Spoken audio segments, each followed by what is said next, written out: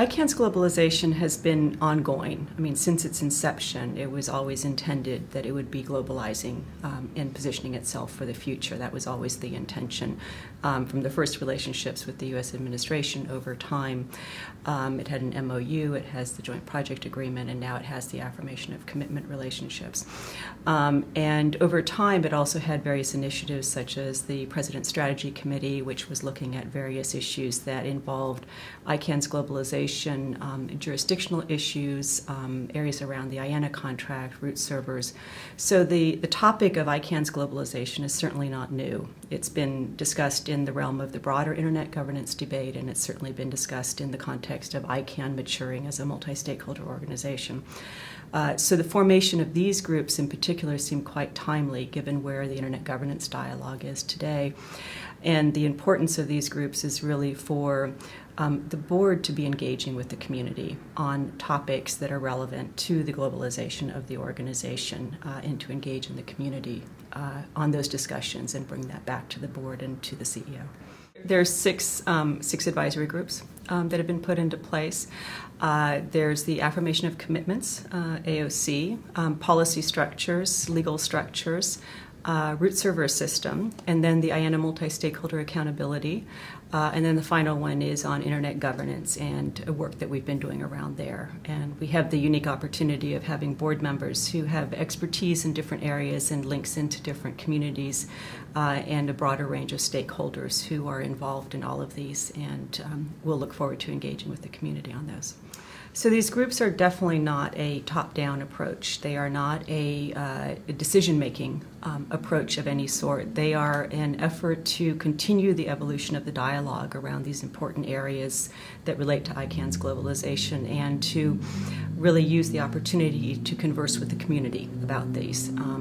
And the board members will be involved in these groups and in the ICANN meeting in Singapore, have a dialogue with the community, be engaging with them, and then share that information, obviously, with the board, the feedback of what they're hearing, and engage and talk to people about what they see as the next findings and way forward.